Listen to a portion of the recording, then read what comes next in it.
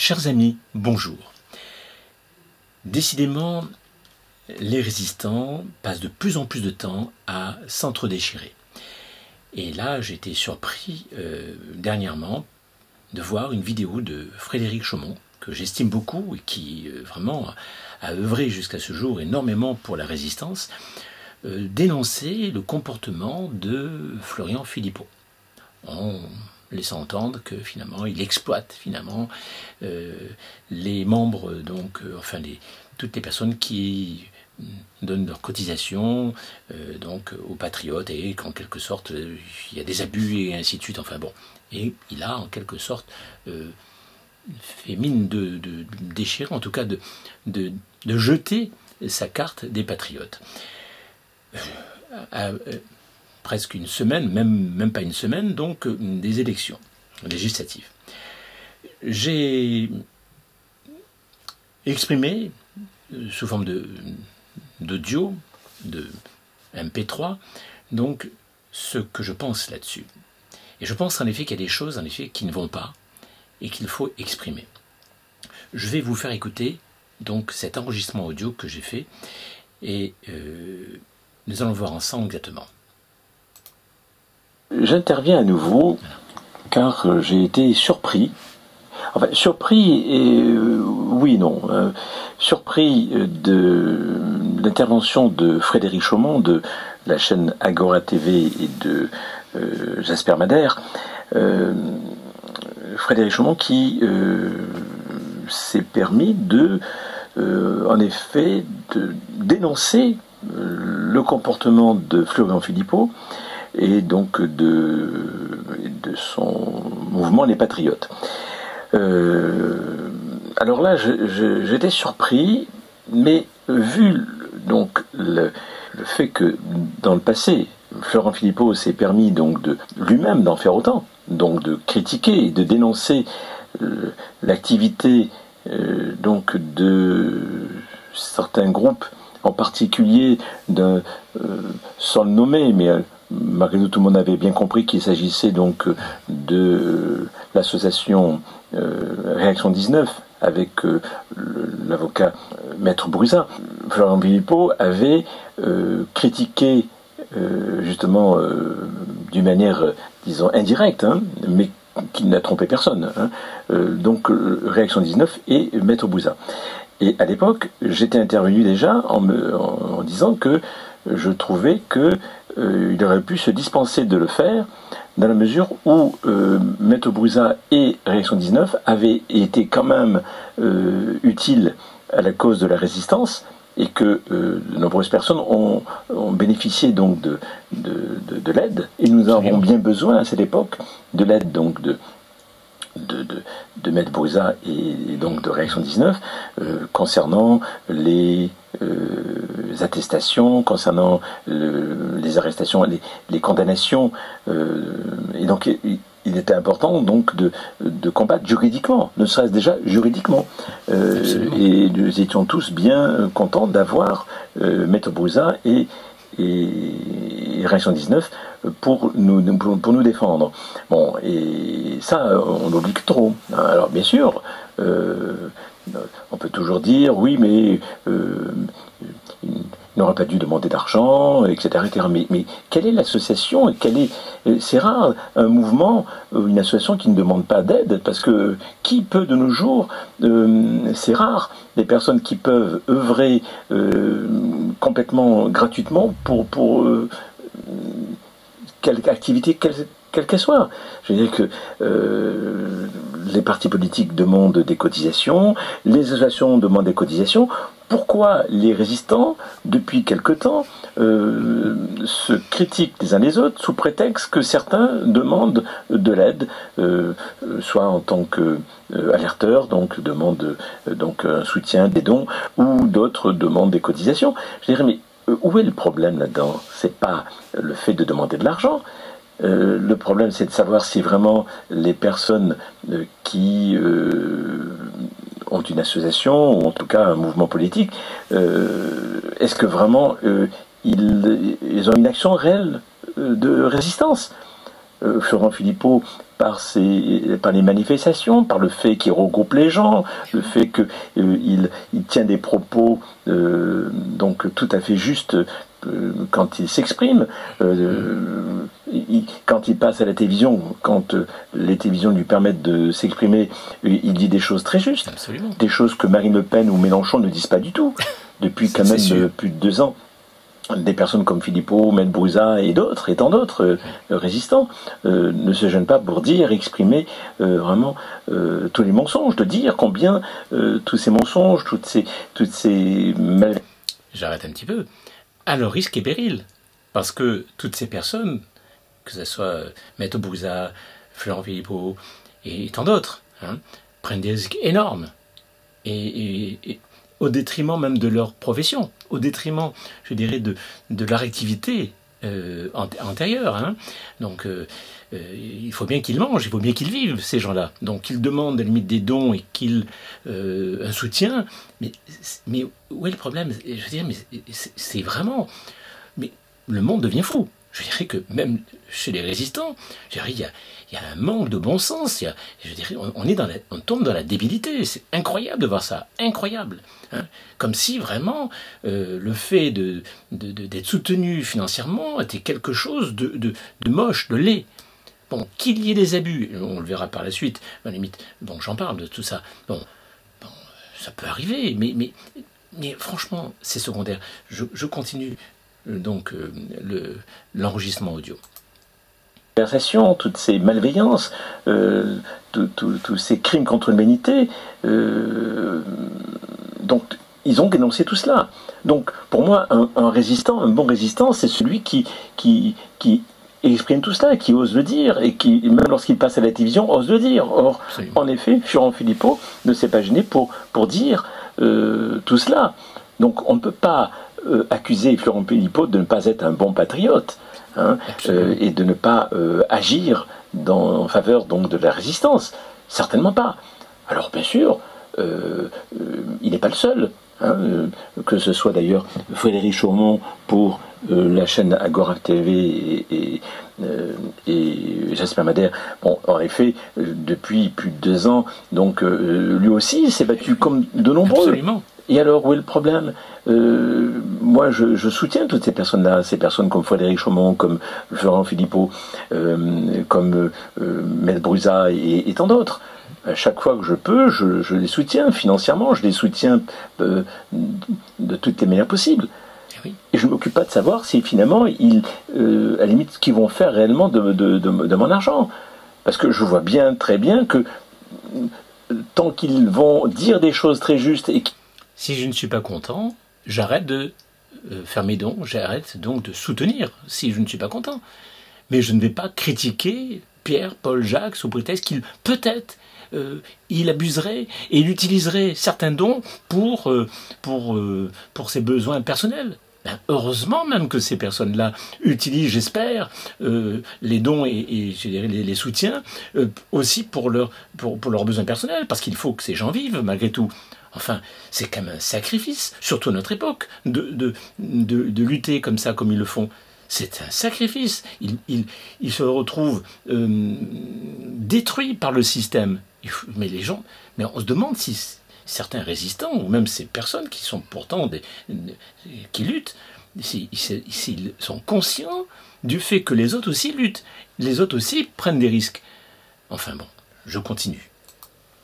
Qu'ils vont se battre, quitte à les dire devant, quand ils sont invités à la télévision ou lors des manifestations, sous quelque forme que ce soit, ce sont des personnes qui se battent et qui cherchent à faire avancer la cause. Alors qu'ils profitent plus ou moins donc des sommes qu'on leur verse pour vivre un peu mieux ou même beaucoup mieux, c'est vraiment hyper secondaire. C'est pas ça l'important. Je dirais que parce que de l'autre côté, du côté donc de l'État profond, du côté de nos gouvernants, mais ce sont des sommes colossales qui sont versées. Des personnes parmi les politiciens ou parmi toutes les personnes qui s'expriment en faveur de Macron et donc de nos gouvernants, ces personnes-là sont soutenues massivement par les plus riches de ce monde. Absolument. C'est des millions et des milliards qui se sont déversés pour vraiment que ces gens-là puissent s'exprimer et faire toute la propagande, que ce soit les journalistes, que ce soit les médias, que ce soit donc toutes ces personnes qui, d'une manière ou d'une autre, des youtubeurs qui soutiennent Macron et donc tous ses collaborateurs en quelque sorte. Mais toutes ces personnes-là sont soutenues par des milliards. C'est pas des petites sommes comme celles que nous versons à Florent Philippot, à Ahmed Bouza ou à d'autres. Donc, mais qu'est-ce que c'est que cette manière que nous avons, nous, là, les résistants, à nous dénoncer les uns les autres, nous traiter donc faisant partie donc de l'opposition contrôlée, nous traiter de traîtres. Mais c'est quoi ça? Mais comment pouvons-nous, comment voulons-nous créer un monde meilleur si déjà nous, entre nous, nous avons une attitude aussi vile, aussi destructrice, aussi diabolique, aussi mesquine, aussi, je dirais, malveillante.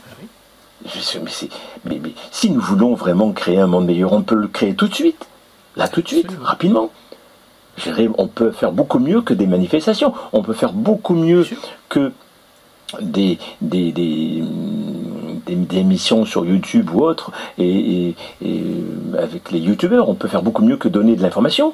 On peut carrément mettre en place une société parallèle, une société parallèle qui va justement nous permettre de, en même temps que la société officielle continue son œuvre, nous, de notre côté, nous pourrions très bien mettre en place toutes les belles propositions que nous souhaitons.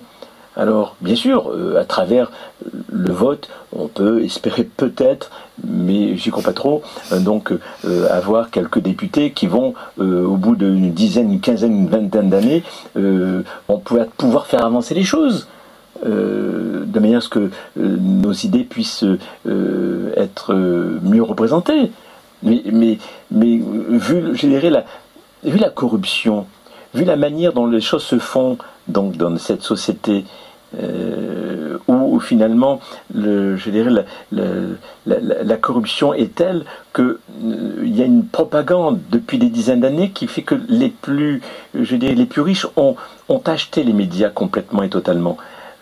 Et donc nos gouvernants, enfin tous nos élus, même ceux de l'opposition, sont des personnages qui sont acceptés par les plus riches de ce monde. Sinon, ils n'auraient pas été élus.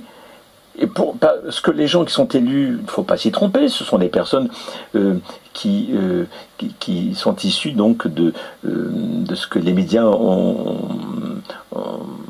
fait comme propagande. C'est-à-dire que si les médias permettent à certaines personnes de passer à la télévision, ces personnes auront de grandes chances d'être élues.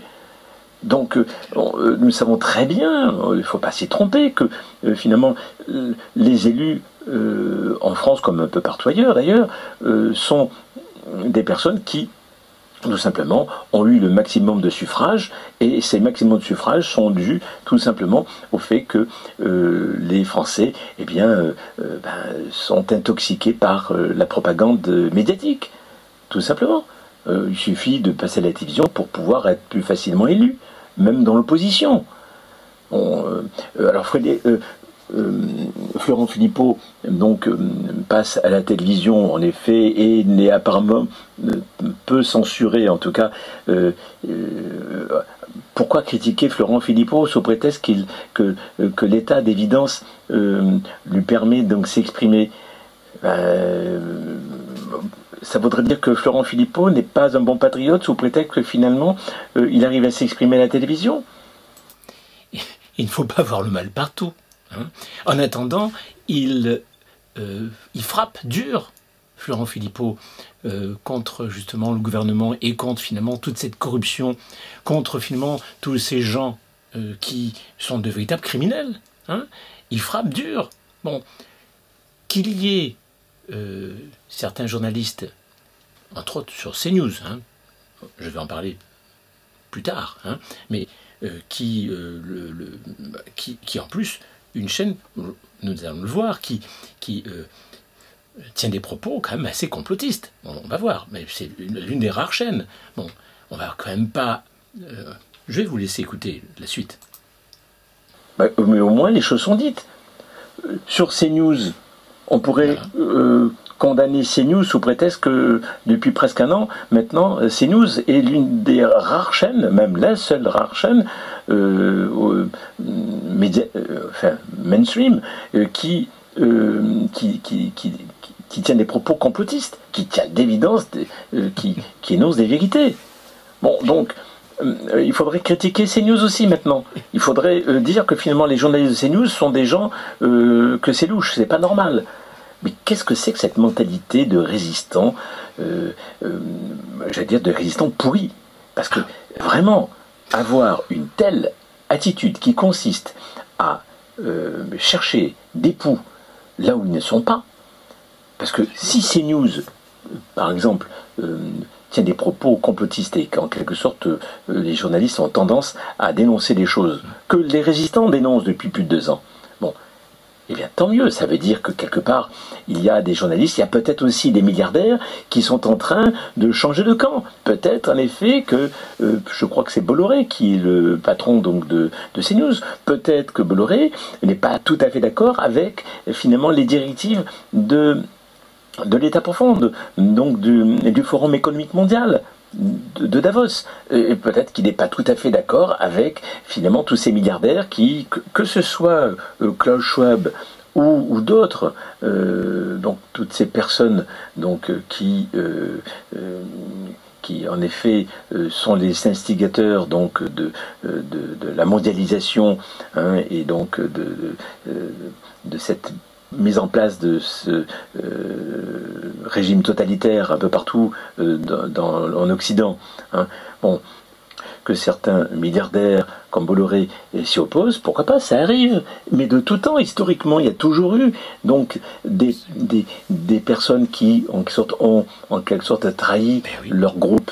De toute manière, il n'y a pas que du côté des milliardaires, tous les milliardaires ne soutiennent pas qui trahissent leur groupe. Mais je vous signale que ce soit Philippot ou Frédéric Chaumont ou d'autres, ne trahissent pas du tout. Hein. Ils se tapent entre eux, c'est pas pareil. Ils ne trahissent pas la cause, ils luttent, ils se battent constamment. Par contre, Bolloré, lui, en effet, quelque part, trahit ses copains mondialistes, puisqu'il laisse filtrer des informations que les mondialistes s'acharnent à nous cacher. Donc, là, oui, c'est une trahison dans le bon sens, parce que il est bon, d'ailleurs, qu'il y ait quelque part des traites, des personnes qui, finalement, qui changent, en tout cas, et qui s'opposent. Trahison, c'est peut-être pas le mot qui convient dans ce cas-là. C'est plutôt des personnes qui finissent par changer de camp. Parce que justement, ils se rendent compte que, d'évidence, le camp dans lequel ils se trouvaient à un moment donné, eh bien, n'est certainement pas une bonne chose. Et ils n'ont pas envie du tout de cautionner certaines choses. Voilà. Il ne faut pas mettre tout le monde dans le même panier. Il faut arrêter avec ce côté tout ou rien, comme ça. C'est du fanatisme. On reproche finalement à nos dirigeants d'être des fanatiques, enfin en tout cas, moi en tout cas je reproche, hein. Mais parmi les résistants, il y a du fanatisme là-dedans. Hein. Alors je continue à vous laisser écouter. Donc les mondialistes, nous avons un exemple flagrant aux États-Unis avec Donald Trump, qui est un milliardaire qui s'oppose franchement, comme Elon Musk aussi, qui s'oppose franchement donc, à la mondialisation. Donc il faut arrêter d'avoir une attitude fanatique, extrémiste de la situation. Regardons les choses avec suffisamment de calme et de sérénité pour distinguer et de garder un certain bon sens. Parce que là, c'est littéralement n'importe quoi. Accuser un résistant finalement de faire partie donc, de l'opposition contrôlée ou en tout cas d'être un traître sous prétexte qu'il gagne de l'argent en même temps qu'il lutte dans la résistance, mais mais que ceux qui arrivent à lutter pour la résistance sans demander d'argent le fassent, oui. Mais qui ne reprochent pas aux autres. Absolument. Si certaines personnes ont peu de moyens et qui ont besoin quand même de manger, qui ont besoin aussi de vivre, bon, si ces personnes ont besoin qu'on les soutienne financièrement, et alors pourquoi pas? Oui.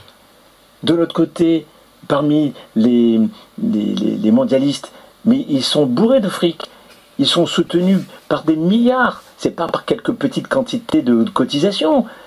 Donc, pourquoi les résistants devraient se priver donc d'avoir un soutien financier? Absolument. C'est quoi cette manière? C'est une manière, je dirais, qui ressemble à cette mentalité qui consiste à penser que l'argent est sale et quelque chose de toxique et de dangereux. C'est fou. Mais en attendant, tout ce qui se fait dans le monde, même dans les régimes communistes, se fait avec de la puissance. Il faut avec un pouvoir. Le pouvoir et l'argent font toujours bon ménage. Donc, c'est pas une question de capitalisme ou de communisme, c'est une question de pouvoir. Et le pouvoir, on l'a sous toutes les formes. En France et dans les pays occidentaux, pour avoir du pouvoir, eh bien, l'argent est un excellent moyen.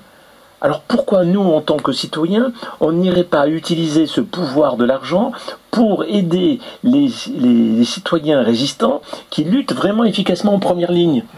Pourquoi ne les aiderions-nous pas? Mais on peut se poser la question si vraiment on a affaire à des gens intelligents parmi les résistants. Parce que là, c'est choquant. C'est choquant. Le comble dans tout ça, c'est que même parmi des gens comme Florent Philippot ou Frédéric Chaucomont, justement, qui vient de faire une vidéo là, dénonçant finalement le fait que Philippot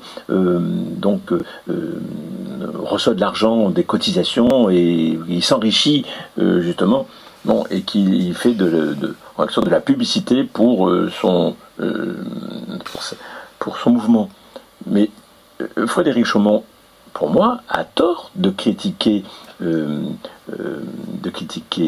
Florent Philippot sous prétexte qu'il gagne de l'argent avec son mouvement. Si ça nous permet de gagner, si grâce à l'action de Florent Philippot et des Patriotes, nous pouvons arriver à gagner quelque chose, en tout cas, tant mieux. Alors bien sûr, pour moi, je pense que le fait d'espérer gagner les élections, c'est à mon avis perdu d'avance. Je pense que la puissance non financière des mondialistes est telle que malheureusement, je crois qu'ils n'auront pas ou peu de députés, ou pas. Ce sera un échec. Et en tout cas, c'est pas ça qui va faire changer les choses à la Chambre des députés, et ça va pas changer du tout les choses concernant, donc, je dirais la domination donc des élus qui sont au pouvoir. Donc de manière, ils ont la puissance financière, ils ont tout avec eux. Donc je ne pense pas que ce soit par les élections que nous pourrons arriver à faire valoir les idées de la résistance, et les idées des patriotes. Ça fait avancer les choses. Je pense pas. Cela dit, je pense que comme tous ceux qui font des émissions pour faire connaître la vérité, comme l'Alliance Humaine, tous ceux qui, en tant que youtubeurs, s'expriment comme les décodeurs, pour vraiment faire connaître finalement la vérité. Ça nous informe sur ce qui se passe dans le monde, parce qu'on ne peut pas compter, on ne peut plus compter sur les médias mainstream. Ça fait plus de 2 ans que c'est fini, ça. C'est terminé. À part CNews qui donne quelques informations qui vont dans le sens donc de la résistance, et donc pour dénoncer les mensonges et dénoncer finalement la corruption. Il y a peu de soutien de ce côté-là. Donc par contre, tout résistant par son action en tant que youtubeur ou en tant qu'alerteur, en tant que faisant partie d'un mouvement comme les Patriotes, quelque mouvement qui soit, dans la mesure où c'est un mouvement qui favorise la résistance et donc et qui consiste à dénoncer donc toutes les injustices et la corruption. Voilà, bon, tout ça c'est excellent. Voilà, donc, mais pour moi, un bon résistant, c'est quelqu'un tout simplement qui dénonce et qui agit dans le sens donc de la vérité. Voilà. Bon, après, si certains peut-être se servent un peu trop, je dirais, donc peut-être des cotisations pour pouvoir mieux vivre, etc. Mais franchement, c'est extrêmement secondaire. Et je dirais même tant mieux s'ils peuvent arriver à mieux vivre, absolument, parce qu'on leur doit bien ça. Hein, à tous ces résistants qui passent leur temps et ils prennent des risques énormes. Ils prennent des risques énormes à se battre contre finalement ces mondialistes. Alors, si on peut arriver à les faire vivre décemment, tant mieux, tant mieux.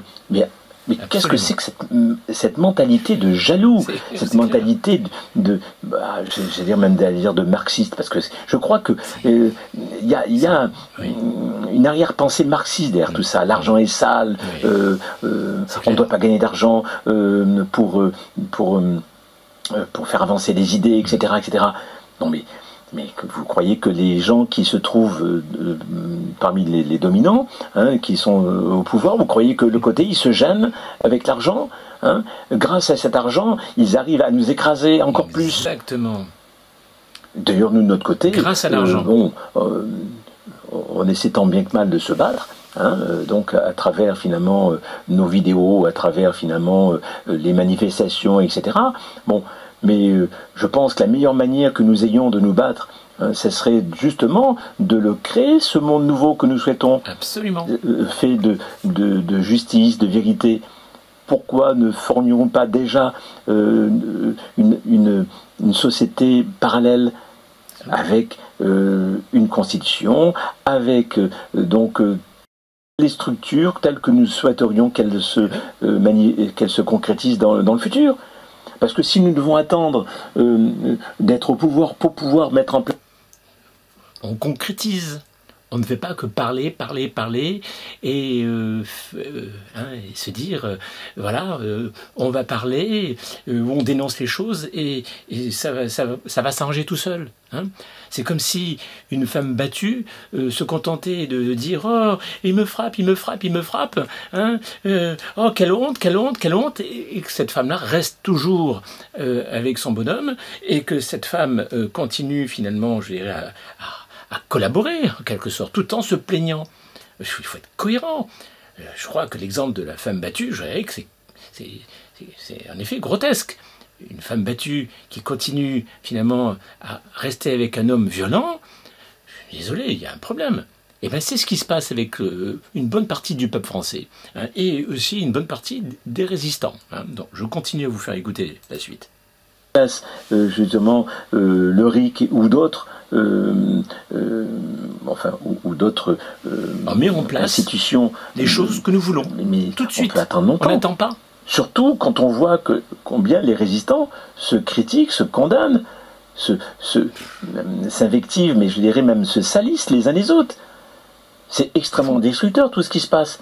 Juste avant les élections, auxquelles je ne crois pas, entre parenthèses, hein, juste avant les élections, Frédéric Chaumont se permet d'attaquer donc Florent Philippot sous prétexte qu'il gagne de l'argent à travers son mouvement Les Patriotes. Mais cela dit, entre parenthèses, même si je considère ça comme injuste et vraiment malveillant, en attendant, Frédéric Chaumont, il est instinctivement entraîné par le choc en retour qu'a produit lui-même, qu'a déclenché Florent Philippot. Quand il y a quelques temps de cela, Florent Philippot s'est permis de dénoncer lui aussi le fait que certaines personnes s'enrichissaient sur le dos des autres. Hein, quand Florent Philippot s'est permis d'accuser Maître Brouza et son association Réaction 19, donc de s'enrichir et de profiter de la faiblesse des autres, j'ai trouvé ça extrêmement déplacé. Je ne suis pas gêné d'ailleurs pour le dire au cours d'une vidéo. Absolument. D'ailleurs, le bras droit de Florent Philippot, Dominique Bourse-Provence, s'est permis de me faire un commentaire extrêmement malveillant en me critiquant d'ailleurs j'ai d'ailleurs fait une vidéo pour répondre à cette attaque que m'avait fait le bras droit de Florent Philippot. Alors que justement, mon intervention n'était pas contre Florent Philippot. Je disais qu'il était souhaitable que tout le monde cesse de se critiquer les uns les autres et qu'il fallait arrêter avec ça. Donc c'était extrêmement constructif, mon intervention. Donc, et là, au lieu que nous unissions, c'était encore pire. Et finalement, Frédéric Chaumont a fait exactement ce que sur Florent Philippot, il a fait ce que Florent Philippot a fait sur Maître Brouza.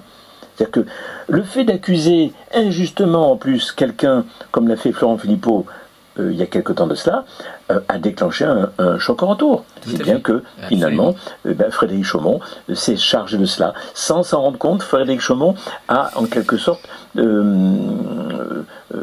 rendu l'appareil à Florent Philippot. Bon, dans tout cela, il n'y a rien de constructif. Il y a tout simplement le fait que le vrai problème n'est pas traité. Le vrai problème, c'est de la corruption. Le vrai problème, la corruption non seulement dans le comportement humain, financier, hein, mais la corruption de la pensée. Le vrai problème, c'est le mensonge. Le vrai problème, c'est le fait que même parmi les résistants, on se ment les uns les autres. On dénonce des choses fausses. On s'accuse injustement de choses fausses. Donc la corruption, elle est déjà aussi chez les résistants. Absolument. Donc nous devrions commencer à balayer au sein de notre groupe et faire en sorte que nous élevions notre conscience, que nous cessions d'être aussi corrompus sur le plan mental, sur le plan des pensées, parce que tant que nous serons dans cet état-là, eh bien, il est clair que nous nous diviserons d'une part, et nous aurons très peu de chances d'arriver un jour au pouvoir. Ça c'est clair. Hein. En tout cas, moi c'est pas mon but, mais en tout cas, je cherche avant tout à ce que finalement la mentalité, d'une manière générale, s'améliore. C'est-à-dire que le niveau de conscience des résistants est assez bas pour en arriver à se maltraiter de la chose, à être aussi injustes les uns avec les autres, alors que incroyable. Que ce soit Frédéric Chaumont, que ce soit Florent Philippot, que ce soit Maître Brouza, que ce soit les décodeurs, que ce soit Antoine de l'Alliance Humaine, bon, eh bien, ce sont des gens qui font du très bon travail à tous les niveaux. Absolument. Et ils gagnent de l'argent, et alors, tant mieux.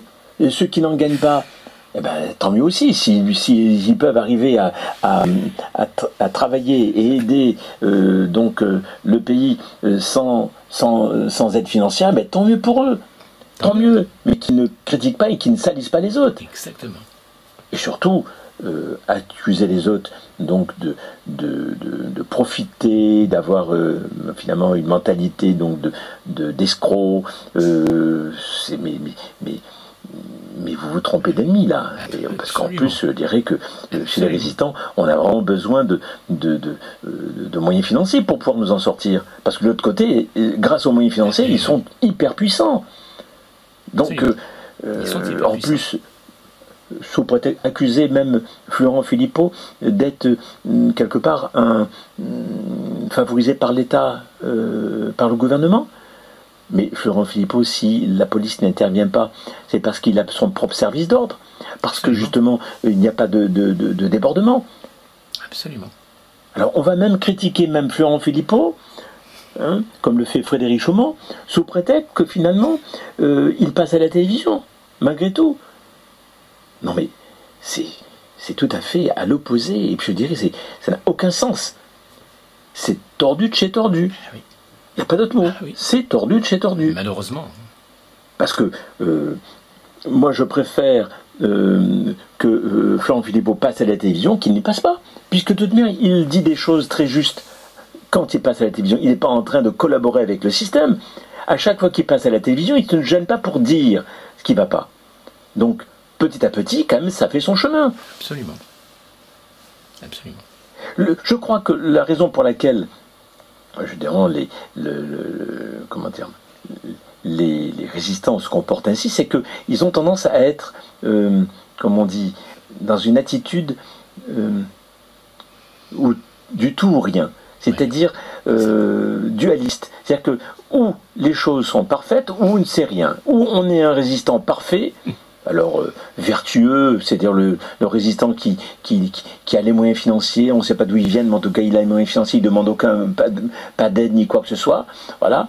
Ou alors on est un ennemi. Voilà. On n'est pas un résistant.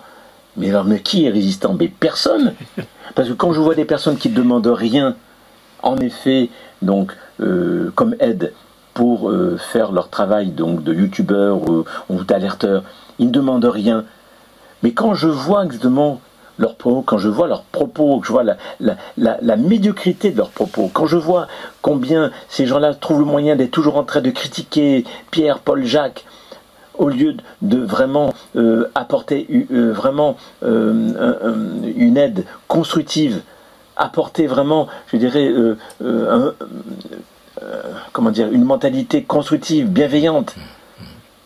Parce que ces personnes qui ne demandent rien comme argent, malgré tout, quand on voit par derrière, on s'aperçoit que finalement, on se poser la question de vraiment si, justement, par le fait qu'ils sont toujours en train de critiquer la plupart des actions des autres résistants, on peut se poser la question si justement eux ne font pas partie donc de cette opposition contrôlée, et s'ils ne sont pas des traîtres quelque part.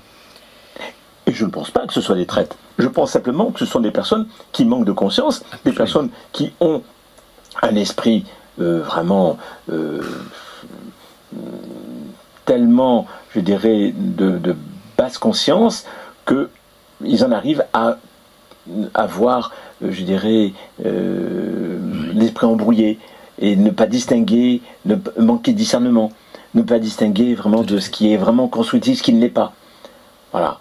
Je crois qu'il y a beaucoup de confusion, beaucoup de mélange. Je crois qu'il faut rester simplement suffisamment cohérent et clair. Que voulons-nous? Quel est le but? Voilà. Le but, c'est de faire en sorte que toutes ces injustices, toutes ces malveillances du pouvoir et finalement de l'État profond, finalement de ces gens qui sont en train de mettre en place un gouvernement totalitaire.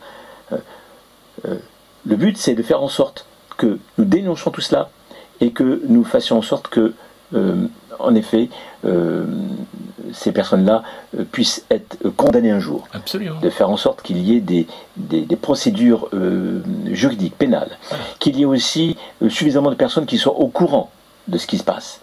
Et aussi, de manière aussi à ce que, finalement, un monde nouveau commence. Et oui. Parce que c'est facile de critiquer. Et oui. Mais ce que nous devrions faire, c'est mettre en place une société parallèle.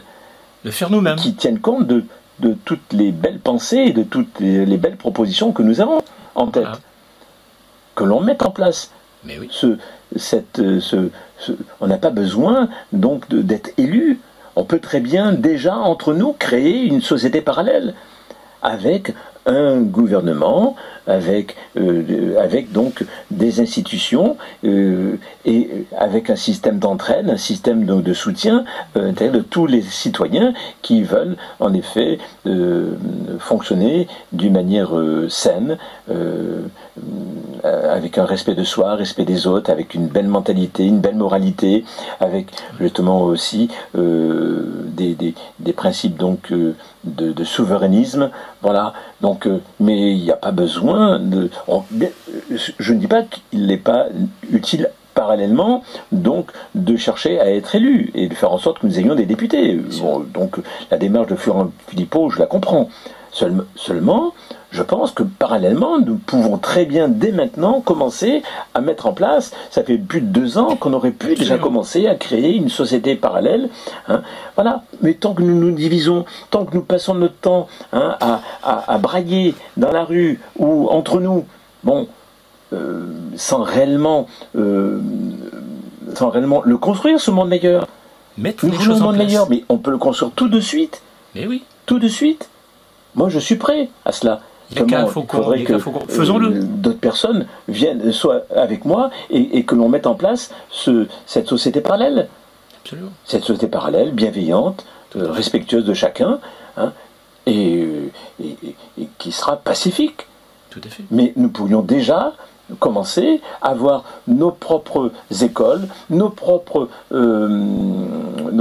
services médicaux, nos propres artisans, nos propres avocats, avoir toutes les corporations au sein de cette société parallèle qui fonctionneront déjà selon le nouveau système que nous voudrions mettre en place. Tout à fait. Voilà. Parce que sinon, si nous ne faisons pas ça, que va-t-il passer, hein, même si nous avons quelques élus, j'y crois pas trop, mais pourquoi pas? Ça ne suffira pas. Ça ne suffira pas. Et qui finalement va récupérer tout ça à un moment donné? Ce sera des partis comme celui de Mélenchon ou de Marine Le Pen. Voilà, c'est tout. Ou d'autres, ou peut-être des pseudo-écologistes qui seront de toute manière encore toujours sous le contrôle de l'État profond, qui prendra d'autres formes. Car de toute manière, les dominants, les prédateurs dominants milliardaires, s'ils voient qu'ils n'arrivent pas tout de suite à obtenir notre soumission, ils s'y prendront autrement. Absolument. Il faut bien comprendre ça.